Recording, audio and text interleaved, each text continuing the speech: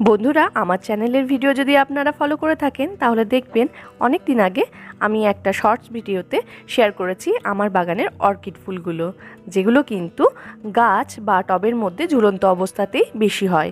আর এই অর্কিডটা হচ্ছে ground orchid, অর্থাৎ এটা মাটি বা টবের মাটিতে যদি লাগানো হয় তাহলেই এরকম অপূর্ব সুন্দর ফুল দিতে শুরু করে।